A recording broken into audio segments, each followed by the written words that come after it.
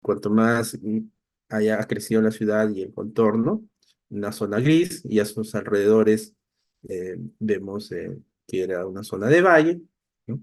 Y una amplia vegetación. Cerca la ciudad de Cajamarca y en esa extensión, y probablemente es con mayor extensión que el casco urbano de la ciudad de Cajamarca, se encuentra la unidad minera Yanacocha. Y ustedes pueden ver la extensión de este proyecto minero con Yanacocha, que es un proyecto aurífero. Inclusive es mucho más grande, ¿no? En términos de modificación del uso del suelo que la ciudad misma de Cajamarca. Y por ahí algunos que están, digamos, ingresando al sector minero, probablemente no tienen una idea de la magnitud del impacto que supone este tipo de proyectos que en términos de categorización corresponden a la gran minería, ¿no? Entonces, los impactos desde este punto de vista ya suelen ser muy significativos, ¿no? De tal manera que a simple vista, ¿no? Podemos ver diferentes impactos visuales y ya a más detalle podríamos encontrar otros tipos de impactos asociados con los diferentes componentes del ambiente como es el agua, el suelo, etcétera. Con mayor detalle, vamos viendo que en esta unidad minera que explota el material aurífero a tajo abierto, presenta diferentes componentes principales en el desarrollo de sus actividades y vemos diferentes áreas de minado, eh, áreas de habilitación de otros componentes, como pozas de sedimentación, caminos de acceso, entre otros, que también están vinculados al desarrollo de esta actividad. Por otro lado, también vemos un pad de lixiviación, que es el mecanismo metalúrgico a través del cual se obtiene el oro, y cada vez a medida que nos acercamos más, vamos viendo que el cambio del suelo es mucho más significativo. Por otro lado, yendo al lado opuesto, a la otra cara de la minería, sería la pequeña minería o minería artesanal, nos trasladamos desde Cajamarca, nos vamos virtualmente o espacialmente, nos vamos hacia el sur y nos ubicamos en Puno, principalmente en la zona de la Rinconada.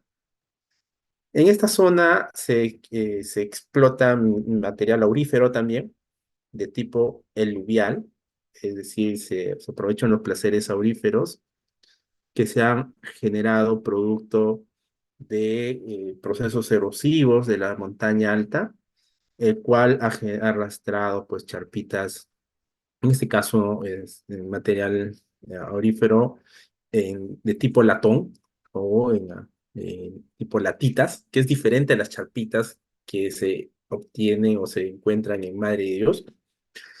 Y en esta zona de la Rinconada, que además es una zona glacial, ¿no? Vemos que al interior de esta zona glacial se ha desarrollado la minería artesanal y de pequeña escala. Hacia abajo vemos las zonas también de aprovechamiento. Entonces acá encontramos dos tipos de extracción minera, que es mediante el método de socavón o vetas, que van a perforar al interior de la montaña, debajo o entre la zona glacial.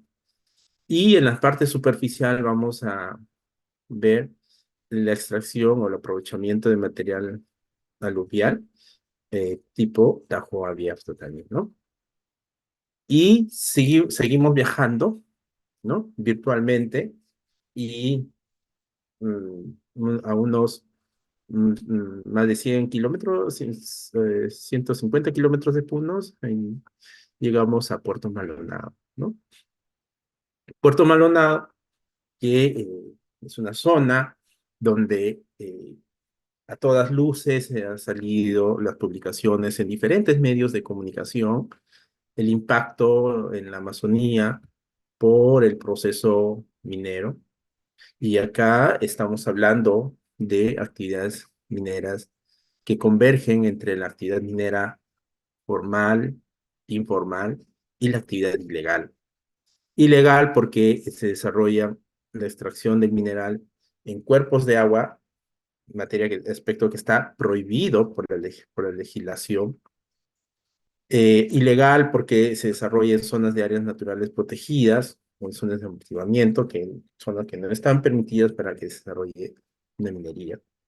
Y este proceso ha involucrado que se degrade y se deforeste gran parte de este cinturón verde y zonas, corredores biológicos que conectan áreas reservadas, tanto como, por ejemplo, en Tambopata, en la reserva de Amaracaeri, etcétera, y que a la vez ha implicado eh, no solo la deforestación de grandes extensiones de bosques primarios, sino también la contaminación de los cuerpos de agua por el intenso uso del mercurio en este proceso de obtención del oro aluvial, ¿no? En Puno hablamos de un oro eluvial y acá en Madre Dios hablamos de un oro aluvial.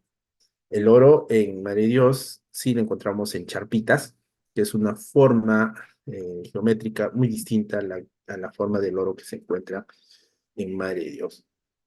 Sin embargo, en el análisis de hablar solo de minería, debemos integrar un elemento que puede ser quizás uno de los detonantes para que se haya desarrollado con mayor facilidad esta actividad, que es el desarrollo de la carretera, ¿no? Camino de acceso, la vía transoceánica. Y a lo largo de este camino de acceso, puntualmente, vemos en la zona de La Pampa, en Tambopata, por ejemplo, eh, actividad de minería aluvial, tanto por la mano derecha como por la mano izquierda, y se ha generado todo un frente longitudinal cortando transitorialmente el camino de acceso, ¿no? Y precisamente una de las causas que ha generado el impacto o ha acrecentado el impacto de la actividad aluvial es esta infraestructura de carácter nacional. Y en esta situación, por ejemplo, nos vemos en un contexto de impactos sinérgicos, por ejemplo, ¿no? Que entiendo que los demás colegas van a tratar de abordar en las siguientes clases, pero a la medida que vamos desarrollando este curso, vamos a priorizar y que la experiencia y la práctica nos ha demostrado en términos de los impactos inclusive de la actividad minera, dos tipos que son muy cruciales que debemos manejar, conocerlas, desarrollarlas y habilitar mecanismos para que podamos implementarlas en las operaciones mineras, que son los impactos acumulativos, ¿no? Por eso es que la minera va avanzando y se van acumulando estos impactos y al final el resultado es mucho más significativo.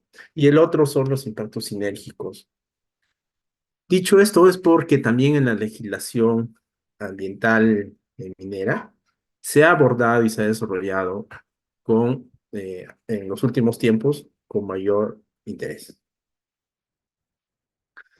Muy bien, nos hemos contextualizado y hemos visto los impactos que genera la actividad minera y precisamente para mitigar reducir esos impactos que genera la actividad minera, no solo la gran minería con todos los estándares y los mecanismos que se maneja, también hablamos del otro tipo de minería que es la minería artesanal en pequeña escala y dentro de ello, sacándole la vuelta a la norma, también vemos la minería ilegal, ¿no? En en todos los casos, viendo desde un punto de vista muy objetivo, son impactos que se generan al medio ambiente y que estos impactos requieren un tratamiento, un manejo, una prevención inclusive, para no llegar a esa magnitud. Y precisamente la gestión ambiental minera aborda este tema desde un punto de vista conceptual, ¿no? Más integral, holístico, etc. La actividad minera es una actividad productiva que demanda mucho esfuerzo en planificación y donde se debe articular diferentes mecanismos de diseño que va a involucrar diferentes periodos de análisis a lo largo del tiempo, va a demandar recursos humanos, financieros, recursos de ingeniería, de gestión social, gestión ambiental y principalmente, ¿no? Estos dos elementos que son claves, la parte social y ambiental hoy en día. Y esto dentro de un contexto político y económico, nacional y global, que no siempre es previsible, ¿no? Eh, por ejemplo, en el Perú tenemos varias experiencias en diferentes proyectos mineros que no solo con que estos proyectos cuenten con un estudio de impacto ambiental aprobado, se va a ejecutar, porque precisamente requieren de otros permisos, de otros acuerdos locales, comunales, para que pueda desarrollarse, ejecutarse el proyecto. Tal es así como, por ejemplo, el proyecto Quellaveco. Recuerdo muy bien cuando trabajaba en el Ministerio de Energía y Minas. Es un proyecto que se aprobó en el año 2001, el estudio de impacto ambiental, el 2001. Y este proyecto Quellaveco, ¿cuándo se empezó a ejecutar? Apenas un par de años recién se empezó a ejecutar, ¿no? Estamos hablando de inicios del 2020, más o menos, ¿no? Entonces, eh, ese es el contexto por el cual atraviesa la actividad minera y por eso es que el Estado, para que pueda viabilizar este tipo de proyectos, requiere que haya un contexto, o sea, social, ambiental favorable y que, por otro lado, el empresariado pues tiene que y sabe que estos procesos pues a veces toman su tiempo y no depende también necesariamente del Estado, porque pueden depender de contextos internacionales, como por ejemplo los precios de los minerales. En algún ciclo puede agarrar a la matriz empresarial en un buen contexto y eso le da pie para poder invertir, o le puede agarrar un contexto menos favorable y eso pues limita que en los diferentes países se desarrolle este proyecto. Para que pueda ejecutarse el proyecto, previamente hay que estudiar, hay que explorar, hay que investigar y se debe hallar y medir la cantidad de mineral en calidad y cantidad, partiendo de una incertidumbre, es decir, de lo que no se conoce.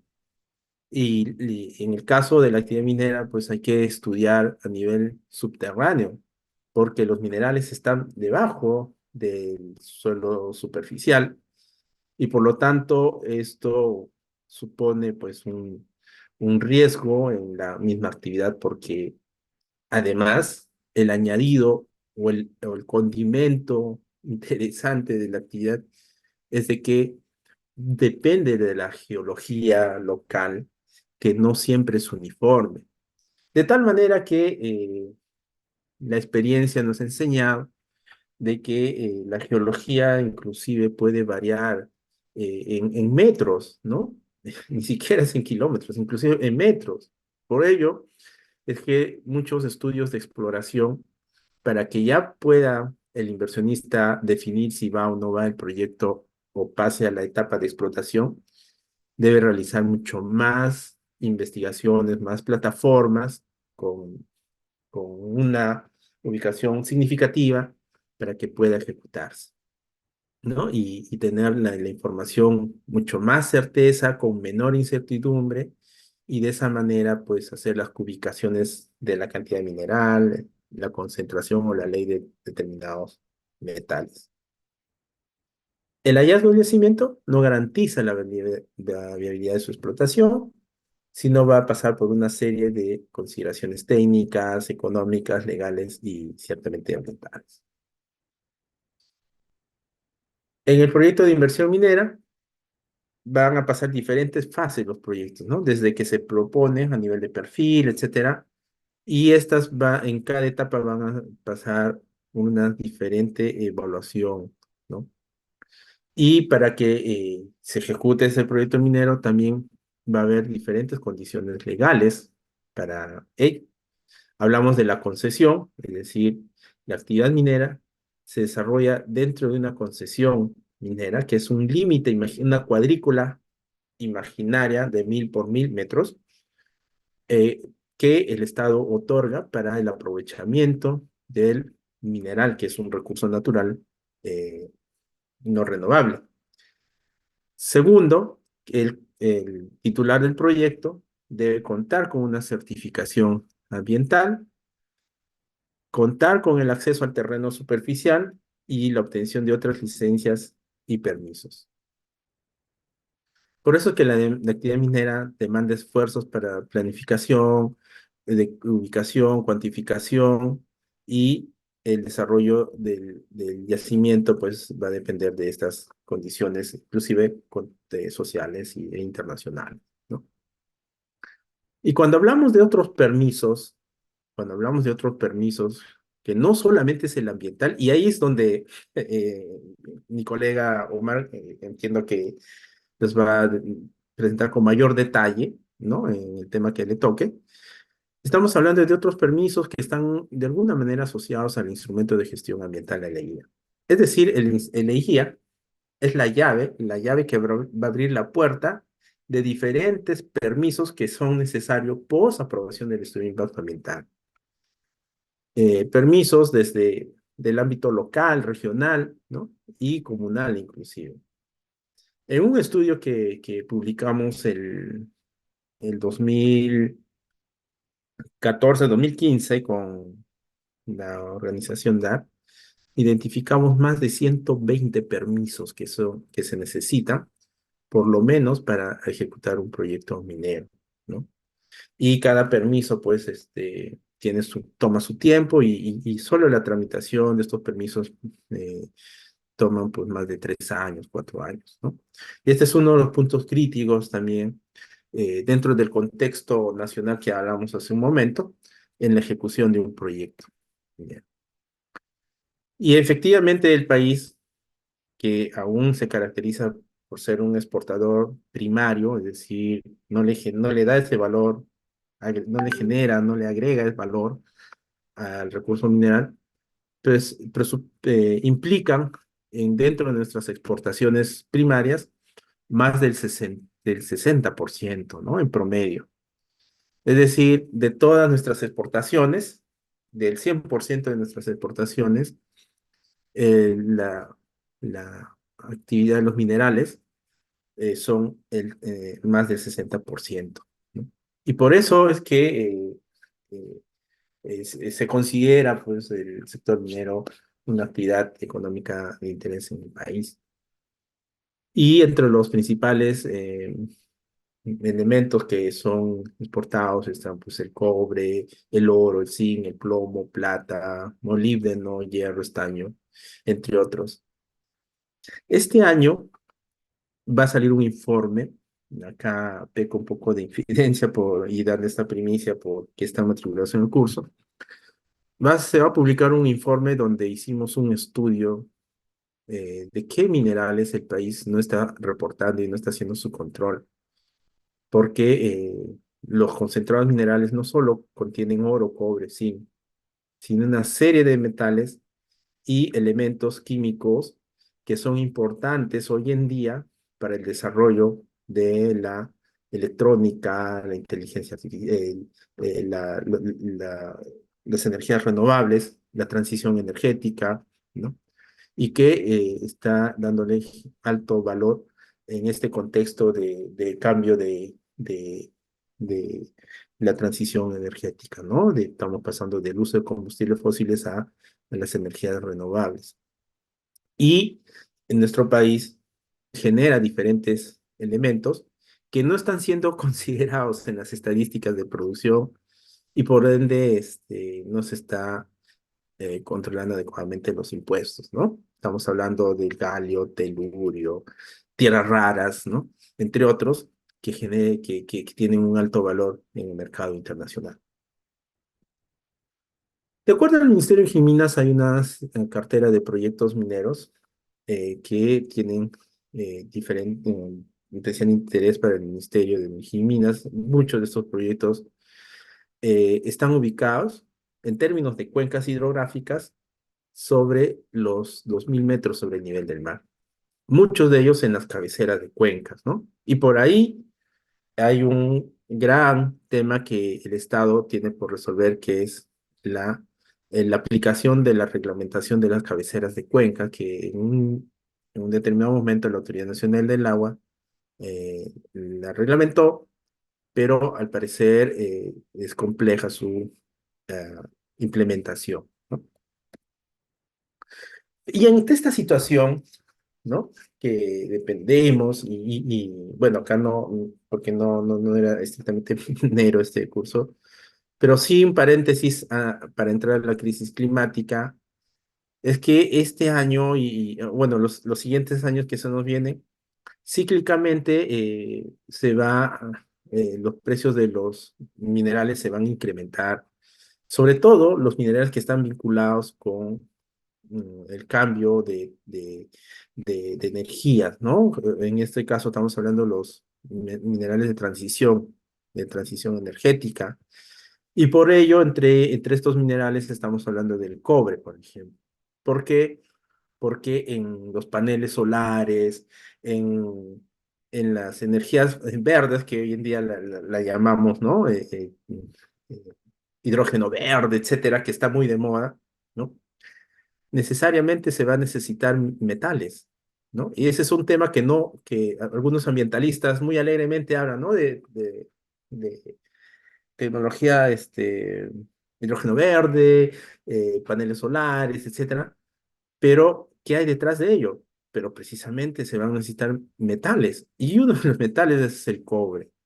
El país es el segundo productor de cobre a nivel de Sudamérica y de de América, y el cobre en el Perú ha supuesto diferentes conflictos sociales que aún el Estado tiene pendiente solucionar, ¿no?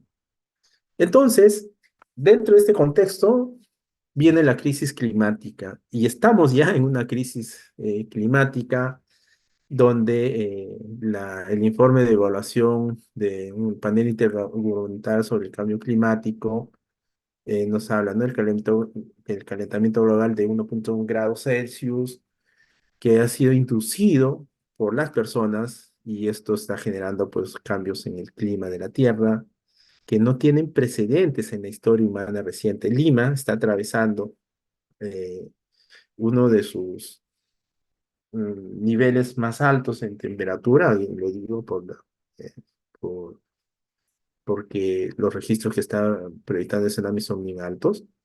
Por otro lado, los impactos climáticos en las personas y los ecosistemas son más generalizados y severos de lo esperado. Por lo tanto, los riesgos al futuro van a aumentar rápidamente con cada fracción de grado que se caliente la Tierra. Y esto no es broma, es algo muy serio, muy serio. Por ejemplo, ya es muy palpable, ¿no? España actualmente está atravesando una de sus peores crisis de sequía, Cataluña, ¿no? Una de sus peores crisis de sequía, por ejemplo, en Europa, ¿no? El Perú está influenciado actualmente por el fenómeno del Niño, pero también hay efecto climático ya, ¿no? Que se están produciendo en las poblaciones. Las medidas de adaptación pueden generar resiliencia de manera efectiva, pero, pero siempre, toda política, toda iniciativa siempre tiene un pero. Se necesita de financiamiento para desarrollar estas soluciones de adaptación, ¿no? Y estos procesos no son rápidos, son paulatinos, piano, piano. Y eso es lo que a corto plazo va a golpear a las comunidades, ¿no? Al 2030, el 58% de la población peruana vivirá en zonas con escasez de agua, producto de la crisis global por el agua que se avecina en el futuro y que tendrá al Perú como uno de los países más afectados en América Latina y el Caribe. ¿Quién lo dice? El Centro Nacional de Planeamiento Estratégico, CEPLAN, ¿no? Y hemos tenido sequías el año pasado también, crisis de sequía, ¿no? Muy fuertes en diferentes comunidades en nuestro país. El Centro Internacional de Cambio Climático, el observatorio, han hecho proyecciones de escenarios de variabilidad climática y el Perú no ha sido ajeno a ello. Y el Perú actualmente se encuentra en el puesto 66 del ranking de estrés hídrico, por ejemplo, de los estados de las Naciones Unidas. El Perú se coloca en un rango de estrés hídrico entre el menos 40% y 80%, lo cual nos ubica entre los países con mayor probabilidad de escasez de agua dulce para el 2040. Precisamente las poblaciones más vulnerables van a ser las que viven en la costa, ¿no? Y actualmente ya saben, en el sur se van a acrecentar las sequías y en el norte se van a incrementar las lluvias. Eso es lo que se está manejando. La línea base, según el Instituto de Recursos, el Instituto Mundial de Recursos, la línea base, una foto de la línea base, pueden ver a la derecha, ¿no? En la zona de Piura, La Libertad, ¿no? Eh, sin efecto, digamos, de cambio climático, pero ya con un efecto al 2030, los distritos y las zonas se incrementan, ¿no? Las zonas de estrés hídrico, las zonas rojas son las que son las más críticas que van a sufrir este hídrico. Por esa razón es que el Perú, y sobre todo en su franja costera, donde se genera más del 40% del PBI, donde se encuentran el gran número de industrias, inclusive donde se asienta el mayor número de población peruana, es la costa y es la que va a sufrir problemas de escasez de agua y estrés hídrico, consecuencia de estas variabilidades climáticas, ¿no? Y esto también va a tener implicancia, pues, en las partes altas, en las cabeceras de cuenca, ¿no? En un comparativo con Chile y Colombia, en términos de desarrollo de mecanismos de, de qué tan, eh, digamos, cuál es esa evolución y qué tanto es el efecto, pues Perú es el más afectado entre Chile y Bolivia, y los estudios señalan que, por ejemplo, la actividad agrícola es la que más va a ser impactada por estos procesos también, ¿no? ¿Y cuál es el tema y por qué es importante conocer estos temas vinculados a la actividad minera y la gestión ambiental? Es que nosotros como ingenieros ambientales tenemos que estar al tanto de estas investigaciones, estas tendencias, porque si bien es cierto, trabajamos o estamos vinculados con implementar mecanismos de prevención y de manejo ambiental, también tenemos que proyectarnos qué es lo que va a pasar con el clima, porque en muchas de estas actividades mineras se usa el recurso hídrico. Eh, Hoy día tenía una reunión virtual con el Ministerio de Minas y la sociedad civil y la sociedad de minería en este mecanismo de Leyte, y ahí decíamos en la reunión, por ejemplo, que el consumo de agua, por ejemplo, de Sauder en el sur, ¿no? En sus plantas concentradoras equivale casi a lo que consume un distrito de Chumbivilcas en Cusco. O sea, la cantidad de agua es bárbara, ¿no? Y entonces, si hay esta afectación de recurso hídrico, la legislación en recursos hídricos nos dice que se tiene que priorizar el uso primario, porque tenemos tres prioridades, ¿no? Primario y secundario. y el primario es la poblacional. ¿Y eso qué implica? Que las actividades industriales van a pasar a un segundo plano y esto va a implicar una paralización en la economía y esto puede generar un gran problema. De tal manera que en zonas donde en la parte alta que van a tener alta variabilidad climática, ¿qué implica? ¿Qué implica esta variabilidad estacional? Que en las zonas, que las lluvias se van a intensificar o en las zonas de sequía se van a intensificar tanto las lluvias o las sequías, ¿no? De un momento a otro. Va a haber esta variación y se va a intensificar. Y en el manejo ambiental de una actividad minera esto es importante. ¿Por qué? Porque si se intensifican las lluvias dentro de una zona de operación minera, va a implicar que las aguas eh, que van a entrar en contacto con los componentes de la actividad se van a incrementar. Por ejemplo, en las aguas en un tajo abierto, las aguas en los componentes principales auxiliares de la operación se van a incrementar. Y probablemente la planta de tratamiento que está diseñado para condiciones normales, ¿no?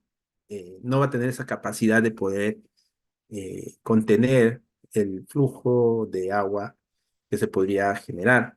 Y esto nos va a generar problemas con el tratamiento del agua, porque si las plantas no están automatizadas, en muchos casos, pues estos cambios no va a ayudar a la gestión adecuadamente, ¿no? Por otro lado, si se intensifican las sequías, por ahí ya se me vienen a la mente varias operaciones mineras en temporada de estiaje que son polimetálicas, van a tener problemas con sus relaveras. Las relaveras, grandes extensiones que superan los 2 kilómetros kilómetros de extensión, que superan las 10 hectáreas, inclusive en algunas que son muy grandes, ¿no?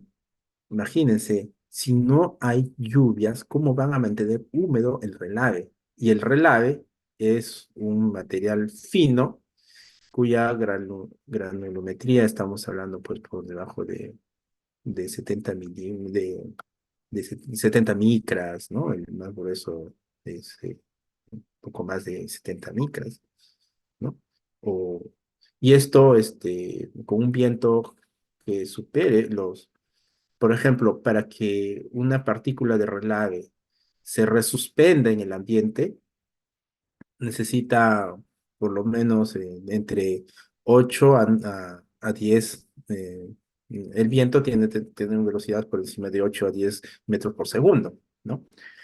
Entonces, si se intensifican estos procesos, no, se van a secar los relaves, los vientos van a recrudecer, entonces el impacto al suelo, a la población local va a ser mucho más sí, importante y probablemente esta situación no está contemplada en los instrumentos de gestión ambiental.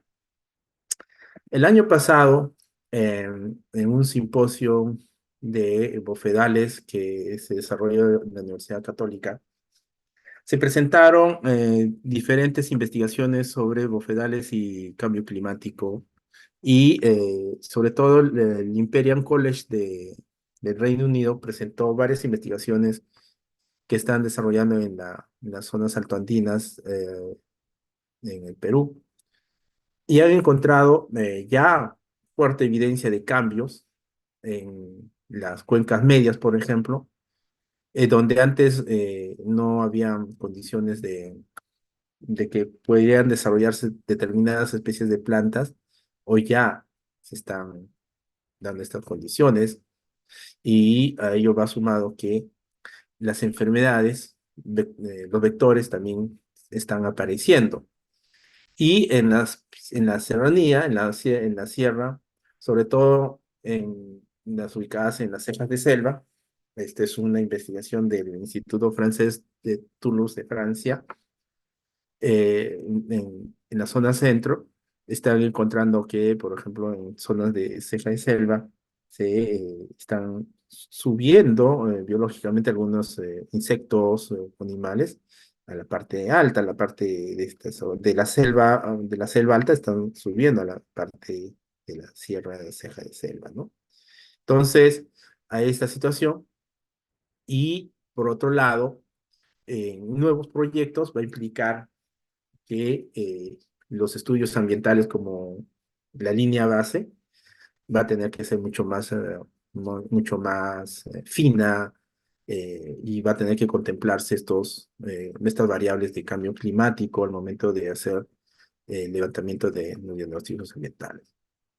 Frente a ese escenario del Instituto Mundial de los Recursos, también se encuentra algunas proyecciones que ha desarrollado Cenami, y en efecto hay una alta variabilidad, y sobre todo en los meses de verano y otoño, que pudieran recrudecerse aún más las condiciones de estrés, de sequías, y en contextos de invierno se van a acrecentar en determinadas zonas más lluvias, y en en el sur, por ejemplo, van a ser mucho menos las precipitaciones, ¿no? Es decir, el escenario es ya cada vez mucho más claro en contexto de cambio climático, hacia el norte vamos a tener más lluvias, hacia el sur más sequías, y esto nos conlleva a tener que ambientalmente implementar con mayor eh, aceleración las políticas de adaptabilidad. Y eso presupone inversión, ¿no? Bastante inversión en estos temas.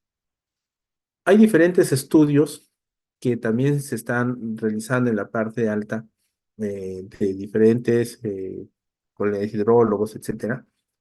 Y en la parte alta de Lima, Marca Pumacoche, etcétera, están analizando las tendencias de las estaciones meteorológicas, y en algunas estaciones se están viendo que se incrementa la precipitación por un lado, y en otras se están eh, alejando las precipitaciones, ¿no? Entonces esto indica que están asociados pues a la variabilidad, y confirma lo que el Estudio Mundial de Recursos está recomendando.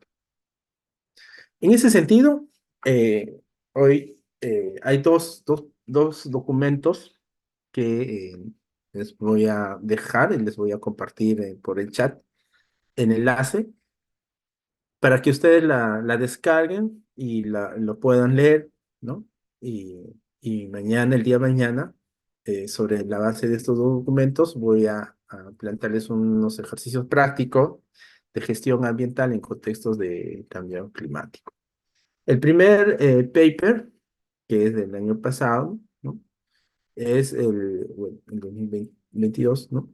Es sobre los efectos de los cambios de la temperatura y el pH en la toxicidad del cobre, ¿no? Es un documento muy importante, muy interesante, y que esto está asociado al cambio climático, porque químicamente hay un efecto, ¿no? O sea, químicamente se dice que el cambio climático va a incrementar las temperaturas, sobre todo de las aguas mm, lénticas, ¿no? Entonces, y esto supone que lagos, lagunas, ¿no? Reservorios van a incrementar su temperatura. Y esto va a estar asociado, este incremento va a implicar que se desarrollen eh, las algas, ¿no? Y bajo estas condiciones físico-químicas van a tener mucho más toxicidad. Y la toxicidad va a ser mucho más alta en tanto el pH sea ligeramente alcalina, ¿no? Es algo interesante que han descubierto por la Universidad de Tohoku en Japón, la doctora Pascual y el doctor Sano, Takashi Sakamaki, etcétera. Y que esta investigación está vinculada también con el sector minero, ¿no? En el sector minero, nuestra preocupación son los metales, y todos sabemos que pues, los metales tienen una toxicidad, y esa toxicidad va a, va a incrementarse, o va a ser mucho más significativa dependiendo del medio en que se encuentre, ¿no? El medio físico-químico en este caso, del agua o del cuerpo receptor donde se encuentra. Entonces, esta lectura, por favor, para el día de mañana, eh, Es importante que lo puedan leer y ahí vamos a conversar. La segunda lectura tiene que ver con una publicación que se realizó el año pasado por el doctor eh, Pedro, por el doctor Rao, ¿no? Y varios de sus colegas, que es una investigación que han realizado para una mina, en este caso es Las Bambas, ¿no? Sobre el impacto del cambio climático en la oferta hídrica superficial. Es un estudio, ellos han eh, eh, implementado una serie de sensores y han medido diferentes variables hidrológicas en la cuenca donde se ubica el mineral Las Bambas en especial y han encontrado algunos hallazgos interesantes a largo plazo. Entonces, por lo tanto, este segundo paper, por favor, hay que leerla y el día de mañana vamos a conversar sobre este documento. Muy bien, entonces hemos tenido este primer capítulo. Ya para continuar en la segunda parte, vamos a tener un pequeño break de 5 minutos para que puedan tomar un cafecito. De 5 minutos, por favor, y luego nos integramos. Yo tengo las 8 en punto, entonces a las 8:05 nuevamente.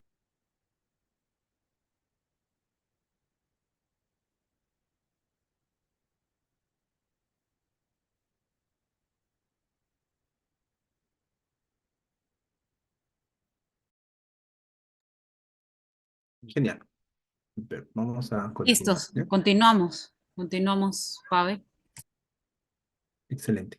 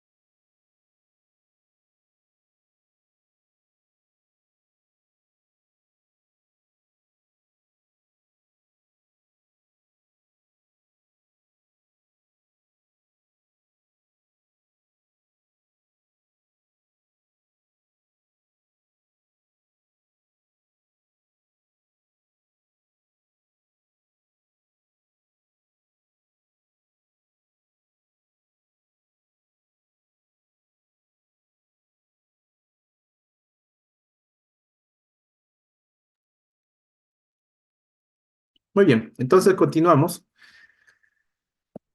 En la gestión ambiental minera que vamos a desarrollar en los siguientes minutos, ¿no? Vamos a hablar del sistema de gestión ambiental en la minería, ¿no? Entonces, acá hago un paréntesis de la gran minería porque es el estrato de la actividad que más ha desarrollado y la información que se ha desarrollado también es importante. Y tal vez si es que nos da el tiempo, mañana podríamos completar con la pequeña minería artesanal. Vengo de liderar las salvaguardas ambientales del proyecto Prevenir de la Agencia de los Estados Unidos combatiendo los delitos ambientales en Madre de Dios, de la Amazonía. Y ahí hemos recopilado también bastante información y hemos realizado diferentes publicaciones sobre la pequeña minería y minería artesanal, los impactos ambientales, ¿no? Pero eso es un gran mundo. Y pensamos, para no perder tanto la expectativa, nos vamos a centrar, digamos, de manera general en el proceso de la minería, gran minería, mediana minería, ¿no? Entonces, el, cuando hablamos de gestión ambiental en el sector minero, estamos hablando de el involucramiento de tres elementos o actores claves en este proceso, donde está involucrado, de hecho, el Estado, porque es el que, el dueño de los recursos naturales, ¿no? Estamos hablando del recurso minero. La empresa, que es el actor que se va a encargar como un segundo de procesar y aprovechar estos recursos naturales y por consecuente, pagar los tributos y los impuestos que corresponden por ese aprovechamiento. Y en ese contexto también está la ciudadanía, ¿no? Hablamos de Estado, empresa y ciudadanía, porque la ciudadanía es quien se encarga o quien se encuentra probablemente sobre en la parte superficial donde se encuentra un yacimiento o la ciudadanía se encuentra muy cerca a las zonas de reserva y es necesario y es muy importante conversar, conciliar y concordar con la ciudadanía, ¿no?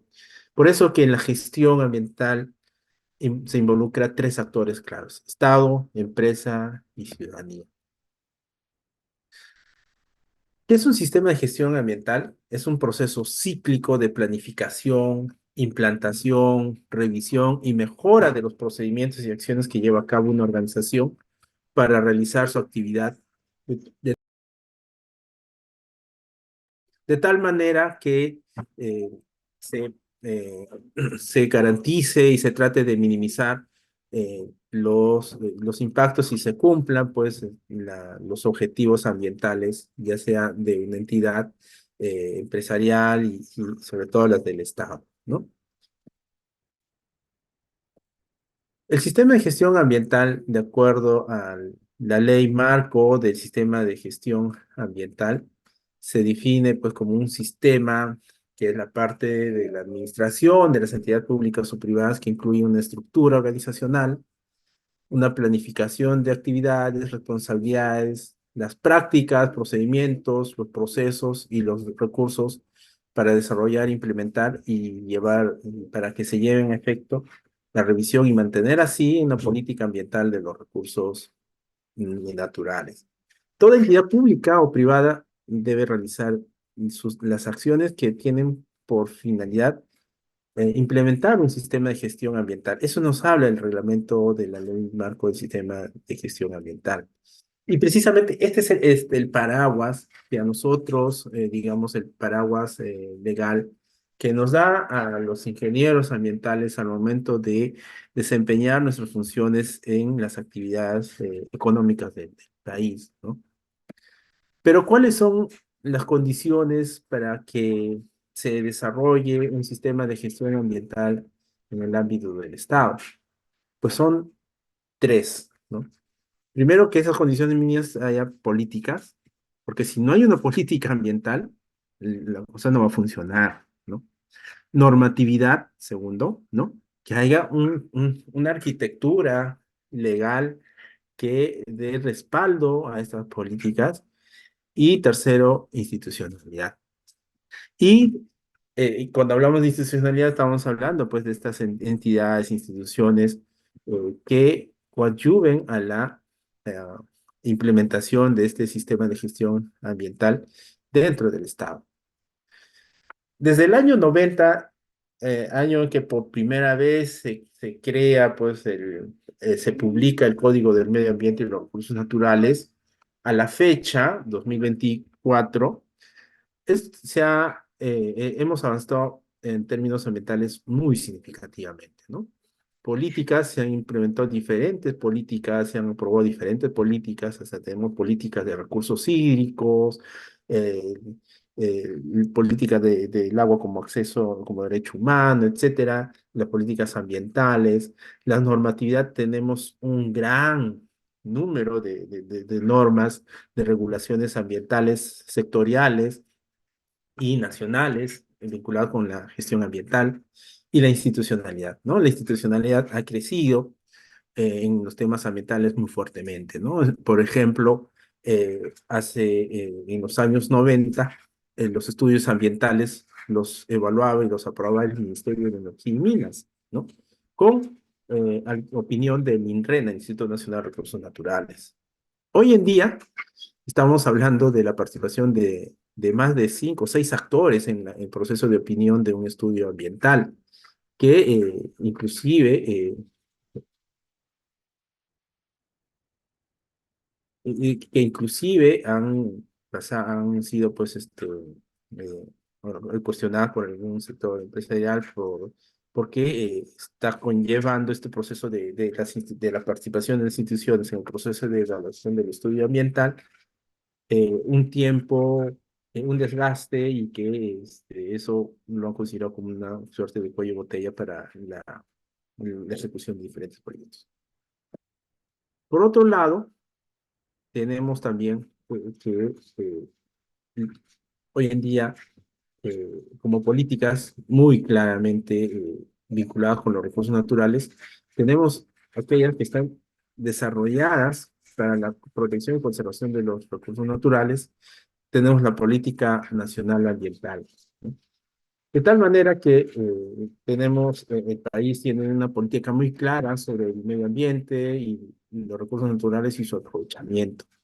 Y acá resaltamos un poco más la política sobre los recursos naturales, porque el recurso minero eh, no se le está dando esa connotación, porque, digamos, se aprovisionado más la legislación ambiental, pero nos estamos olvidando de nuestra ley y nuestra política de los recursos naturales, porque los minerales son un recurso natural y que, de acuerdo a la ley del uso de aprovechamiento sostenible de los recursos naturales, presupone que se debe aprovechar de manera sostenible.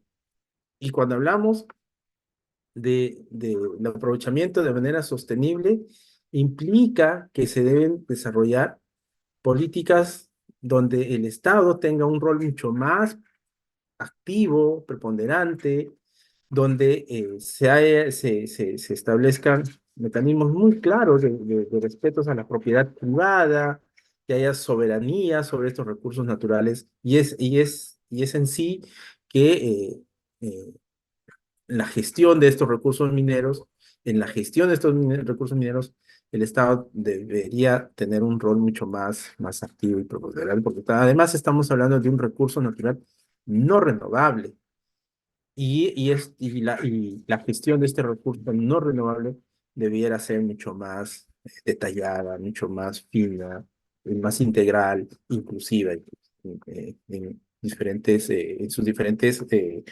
acepción del término, ¿no? El aprovechamiento sostenible de los recursos naturales se debe desarrollar en armonía con el interés de la nación y el bien común. Por eso es que cuando, cuando hablamos del bien común, nos conlleva a involucrar a la ciudadanía, porque precisamente es la gestión de ese recurso natural, es la ciudadanía quien debe estar participando y vinculada con mayor, digamos, prioridad en este proceso, ¿no? Dentro del marco que la legislación permite.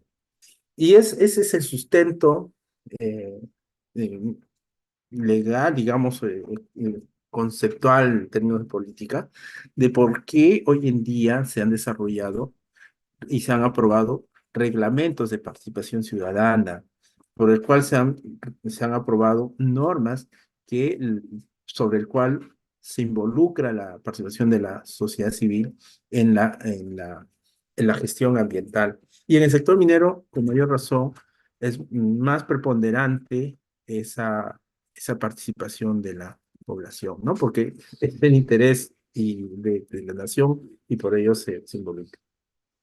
Tenemos una política nacional ambiental, que es la 19ª política de Estado aprobada en el Acuerdo Nacional, que se promueve y se han juntado diferentes actores políticos, institucionales, etcétera, que se han comprometido a integrar la política nacional ambiental con las políticas económicas, sociales, culturales y de ordenamiento territorial para contribuir a superar la pobreza y el desarrollo sostenible del Perú. Por eso que esto es el desarrollo sostenible, la gestión ambiental, pública y privada, que conlleve a la protección de la diversidad biológica y así se facilite un aprovechamiento sostenible de los recursos naturales. La Política Nacional del Ambiente constituye un conjunto de lineamientos, objetivos, estrategias, metas, programas e instrumentos de carácter público que tiene por propósito definir y orientar el accionar de las entidades del gobierno nacional, ¿no? Nosotros tenemos una política ambiental traducido en quechua, en aymara, inclusive en Ashaninka, ¿no? Un documento que el Ministerio del Ambiente ha publicado pero que muy pocos ciudadanos conocen, ¿no? Y esto es importante que nosotros como ingeniero le demos, estoy seguro que varios de nosotros tenemos también no un conocimiento detallado de toda la política ambiental. Entonces, esa es una herramienta eh, que también nosotros debemos desarrollarla, porque así como una organización privada, empresarial, tiene su política empresarial, el país también tiene esa política ambiental. Y esa es la base también de por qué se diseñan normas y se implementan instituciones, ¿no? Entre ellos, también hablamos que las políticas deben conllevar a que se implementen procesos de planificación, decisión y ejecución de políticas públicas en todos los niveles del gobierno. La normatividad en el Perú ha tenido un avance significativo en términos ambientales. Solo en el sector minero estamos hablando más de 15 normas directa e indirectamente vinculadas con el tema ambiental. Y si hacemos un recordaris de este proceso histórico normativo, les hablaba pues del Código de Medio Ambiente, que ya es derogado porque ya tenemos el Ministerio del Ambiente, la Ley General del Ambiente. Había una ley marco para el crecimiento de la inversión privada, en la creación del CONAC, que ya se derogó y que hoy en día es el Ministerio del Ambiente, la ley de tierras, la ley de áreas naturales protegidas, tenemos la Ley General de Residuos Sólidos, que ha tenido diferentes modificaciones y cambios significativos, pero tenemos una Ley General de Residuos Sólidos. Tenemos la ley forestal de fauna silvestre, la ley del Sistema Nacional de Evaluación de Impacto Ambiental y su reglamento, el reglamento de los estándares nacionales de calidad ambiental, y los estándares de calidad ambiental para ruido, agua, aire, suelos, radiaciones no ionizantes, la ley que regula el transporte terrestre de materiales y residuos peligrosos, la ley general del patrimonio cultural de la nación y la ley general del ambiente. En el sector minero, también se mueve por un marco regulatorio normativo que ha tenido también su evolución, ¿no? No es que es un sector estático, un sector que se ha quedado con las normas del siglo pasado, sino que también ha evolucionado, ¿no? Y una de sus primeros normas nos trasladamos históricamente a los años 1901, que era una ordenanza de Indias y disposiciones administrativas, donde le daba pertenencia de los recursos al que se encontraba en la zona de los yacimientos, ¿no? Pero luego se promulgó un código de minería que estuvo vigente hasta en 1950. En 1971 se aprueba la Ley General de Minería con decreto ley 18880. En 1981 se aprueba la Ley General de Minería, el decreto legislativo 109. Y esta Ley General de Minería del año 81 es modificada en el 91 porque serios problemas, por ejemplo, para delimitar las concesiones, los procesos de otorgamiento de concesiones. Y ya el año 91 eh, se aprueba esta ley de promoción de las inversiones en el sector minero y a consecuencia de esta ley de promoción minera, en las inversiones en el sector minero, el año 92, el Estado aprueba el texto único ordenado de la Ley General de Minería, ¿no? Que aprobado por Decreto Supremo 014-92. Es importante tener en cuenta este marco porque actualmente está vigente esta ley, el texto único de la minería. ¿Por qué es importante en su momento? Porque reguló por primera vez los asuntos ambientales en el sector minero, ¿no? Y dio pie a diferentes mecanismos ambientales que debían considerarse en la legislación ambiental. ¿Tiene deficiencias? ¿Tiene algunas desactualizaciones? Sí, porque en el año 92 todavía veníamos con un proceso de explotación minera estatal. No nos olvidemos que el Perú en los años, a partir del año 69, era titular de la mayoría de las concesiones mineras, ¿no? Yanacocha es uno de los proyectos que Centromin Perú, que era una empresa del Estado, tenía dentro de su cartera de proyectos. Antamina también, es decir, hoy en día los proyectos bandera mineros del sector privado eran los proyectos que ya estaban en cartera del Estado, ¿no? Entonces, ¿cómo se desarrollaba antiguamente la minería? Pues precisamente dentro de estas grandes unidades mineras se habilitaban campamentos mineros. La ley exigía que se debía, en estos campamentos mineros debía contarse con centros de salud, sistemas educativos. Entonces, alrededor de una unidad minera prácticamente se desarrollaba toda una población, ¿no? El año 92 todavía recoge esa experiencia y de alguna manera se vuelve el Estado un promotor, ¿no? Y esa es una de las debilidades que actualmente se le cuestiona, porque el Estado se quedó con ese rol promotor y frente a los cambios y a las evoluciones que el mundo ha tenido con respecto al uso de los metales base, es muy distinto, ¿no? Por ejemplo, hoy en día una nueva operación minera ya no requiere de colegio, no requiere de campamentos, etcétera. Es mucho más dinámico, mucho más temporal, etcétera, ¿no? Y los mecanismos de contratación inclusive de los trabajadores ha cambiado porque se terceriza, etcétera, ¿no? Entonces hay una serie de cambios que ha conllevado hoy en día que no necesariamente se emparejan con el texto único. Por eso que se viene trabajando en diferentes proyectos de actualización de esa.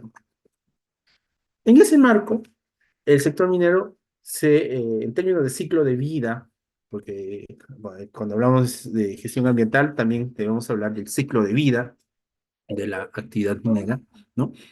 Entonces, cuando hablamos del ciclo de la actividad minera, vamos a tener en cuenta tres momentos importantes, ¿no? La etapa de la exploración, que es una etapa muy necesaria.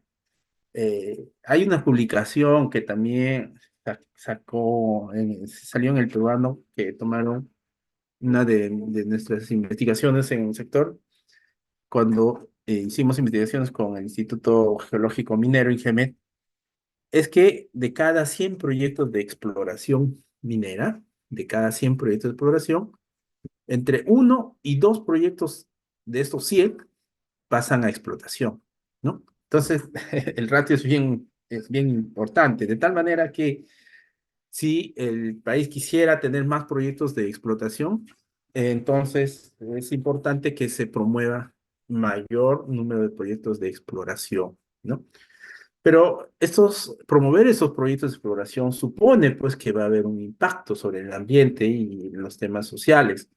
Y por eso es que el sector desarrolló para esta etapa inicial de la actividad minera todo un marco ambiental minero para la etapa de la exploración y los diferentes instrumentos de gestión ambiental.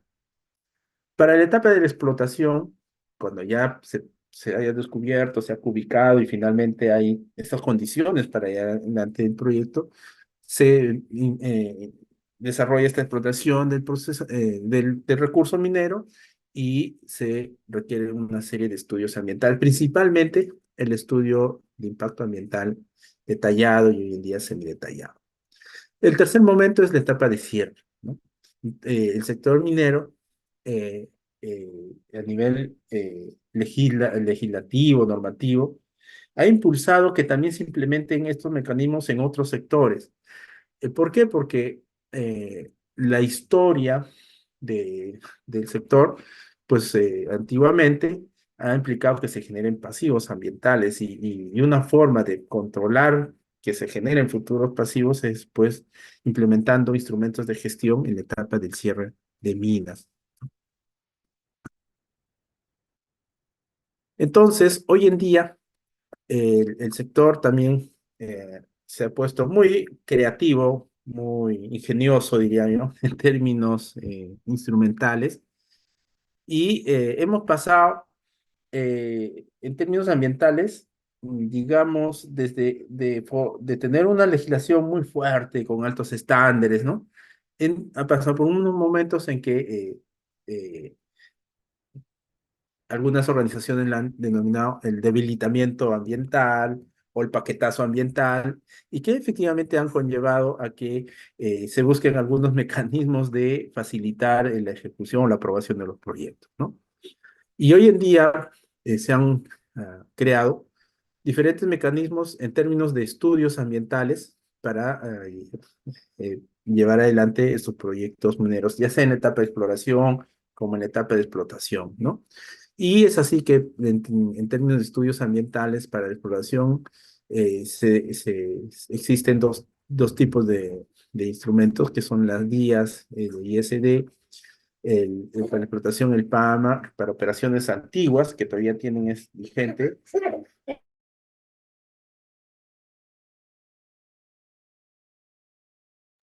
y leía en su impacto ambiental detallado,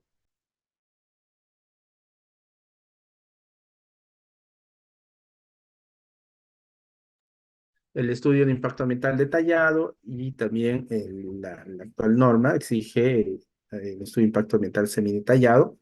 Y en los dos casos, tanto exploración como explotación, el plan de cierre de minas. A ellos se pueden realizar modificaciones, actualizaciones, y sumado en estos dos momentos, se ha creado los informes técnicos sustentatorios, que es un documento que permite hacer ciertas modificaciones para la ejecución de la exploración, ¿no? O la modificación de esta etapa y como para la explotación, ¿no? Diferentes organizaciones han cuestionado, sigue siendo cuestionado el ITS, y no obstante eso, pues las estadísticas también demuestran ello, ¿no? Que, por ejemplo, el número de instrumentos que más se aprueba actualmente en el SENACE son los ITS respecto a los días ISD. Para que se den una idea, en términos de EIA detallado, al año SENACE aprueba en promedio 5 EIAs o 5 a 6 EIAs detallados al año en el sector minero. 5 a 6 EIAs al año. Antes, cuando esta competencia estaba en el sector minero, se aprobaban entre 30 a 35 EIAs detallados, ¿no? Pero ¿por qué tanto la diferencia? Es que antes no existían los ITS, ¿no? O había un DIA detallado o una modificación de IA. Actualmente, muchas modificaciones están pasando por ITS porque se supone que los impactos que se van a generar por la modificación no implican riesgos significativos negativos sobre el ambiente. Y probablemente esta es la razón por la cual muchas modificaciones pasan por un ITS, ¿no? Sin embargo, el cuestionamiento sale porque cuando se han realizado diferentes auditorías a, por ejemplo, Minera Las Bambas, se ha encontrado que varias modificaciones que se han realizado a las operaciones mineras eran de carácter significativo, pero se han aprobado con un ITS. Y si es que los ITS los asumas acumulativamente, porque la norma dice hasta 2, 3, y si no, los sustentas, ¿no? Entonces podemos encontrar algunas operaciones con 4, 5, hasta 9 ITS. Y en términos ambientales, ya objetivamente yendo al tema del impacto ambiental, pues el territorio va sumando impactos acumulativos, ¿no? Entonces, la suma de una modificación por ampliación, etcétera, puede suponer un incremento total sobre la cuenca. Y este tipo de análisis probablemente no se suelen realizar con detalle y que terminan pasando por desapercibidos. Y en el caso de, por ejemplo, en las Bambas, el OEF hace poco ha identificado que ya hay impactos severos en la ciudad de Chalhuahuacho, por ejemplo, ¿no? Entonces, hay estos temas que son muy importantes en el proceso de la evaluación del impacto ambiental en el sector minero, que los debemos tratar con mayor, digamos, objetividad, mayor integralidad, para que de tal manera las medidas de manejo ambiental puedan ser más efectivas y eficaces en la unidad de producción. Y me faltaba otro instrumento en la etapa de exploración, que es la ficha técnica ambiental, que es una suerte de documento bien sencillo para que se pueda ejecutar automáticamente proyectos de exploración, ¿no? Plataformas de perforación. Entre las principales normas sectoriales, el Decreto Supremo 040, acá me faltó el de exploración, que se actualizó hace poco, hace unos años atrás. El reglamento de protección ambiental para, sí, sí está, el reglamento de protección ambiental para las actividades de exploración que se aprobó el 2017 y se modificó el año 2019, ¿no? También norma que aprueba criterios para modificar componentes mineros, ampliaciones o mejoras tecnológicas. Por otro lado, tenemos los límites máximos permisibles para la descarga de fluentes líquidos de actividades mineros metalúrgicas, ¿no? Aprobado por Decreto Supremo 010-2010. Y en ese sentido, eh, eh, hay bastante, y tengo bastantes, hay bastantes anécdotas, sobre todo en la aprobación de estos nuevos límites máximos permisibles que aprobamos el 2010.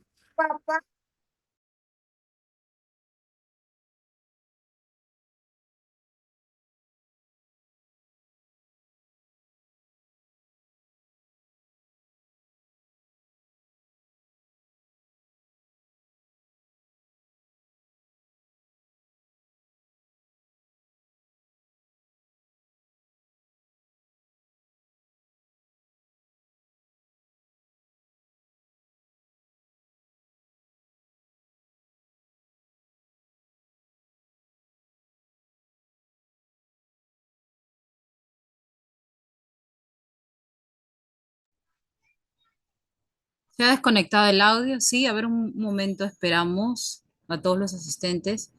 Mientras tanto, quería hacer un informativo sobre el curso, el tema de mañana, uso de modelamiento ambiental, los que ya han visto el grupo, el cual se añadió. No todos están porque no todos mandaron sus números al correo, algunos no mandaron ni DNI y no hemos podido añadirlos todavía. Hay un grupo interno, se ha informado de que nuestro ponente, el especialista Juan Miguel Cárdenas, que iba a tocar el tema de uso de modelamiento ambiental en el sector minero, ha tenido un accidente y se ha fracturado la mano derecha, por lo tanto él va a estar indispuesto ya que tiene 30 días de descanso, lo van a enyesar, incluso ahorita está él en la clínica. Se les informa que se está reprogramando para el próximo sábado 10 de febrero a la misma Sí, hora de programación, de 8 a mediodía, de manera virtual, con excelente. nuestro especialista, el ingeniero Juan Miguel Cárdenas. Muchas Mayra, sí, gracias. gracias. Sí, adelante, Muchas Pablo. gracias, Mayra. Sí, he tenido un inconveniente técnico. Entonces, le decía que precisamente en la aprobación de estos límites máximos permisibles, mi persona ha sido responsable en la coordinación y la aprobación de estos límites máximos permisibles para descarga de fluentes, que también venía acompañado con unos límites para emisiones atmosféricas y que, sin embargo, por un tema de estrategia, ¿no? Se promulgó esta descarga, esta norma. Pero ojo, es importante que quienes estén en la gestión ambiental en el sector minero, desempeñándose, ya sea dentro como consultor o como empleado, hay un anexo en esta norma que estipula una lista de parámetros químicos que deben ser regulados. Y esa es una debilidad que el Estado aún no ha publicado, pero es importante que ya deberían estar haciéndole seguimiento. Hay varios parámetros que son del sector que la norma decía dentro de los 2 años deberían a publicarse, ¿no? Entre ellos están pues el sulfato, el seleno, etcétera, una serie de parámetros que deberían regularse como límites máximos permisibles. Entonces, es importante que ya desde sus actividades industriales debieran hacer un seguimiento interno de estos parámetros, ¿no? Para poder, para que ustedes vean y no les agarre la norma, ¿no? Eh, digamos, por un tema presupuestal, porque habría que acondicionar la tecnología del tratamiento, ¿no? ¿Quiénes tienen problemas de sulfato? He visto en mi experiencia las empresas auríferas. En general, el sector tiene problemas de sulfatos, ¿no? Y también el sulfato viene como parte de una mala dosificación en el tratamiento de las aguas con el sulfato de aluminio como floculante, ¿no? Entonces, ahí les voy adelantando que revisen estos parámetros y traten de hacerle seguimiento en sus operaciones mineras, de tal manera que cuando se salga o se publique la norma, porque ya de las organizaciones no gubernamentales hay una acción de cumplimiento que están presentando para que el Estado regule estos parámetros pendientes. También tenemos los límites permisibles de emisiones gaseosas que les decía, ¿no? Que desde el año 96 se ha quedado pendiente y está tal como se aprobó aquella vez. Hay unos informes técnicos que se hizo con la cooperación canadiense de que se necesita actualizar estos valores, pero está pendiente aún. Tenemos la ley de cierre de minas con su reglamento, ¿no? La ley que regula los pasivos ambientales mineros de la actividad minera con su respectivo reglamento y el reglamento de participación ciudadana en el sector minero y las de remediación ambiental, entre otras, ¿no?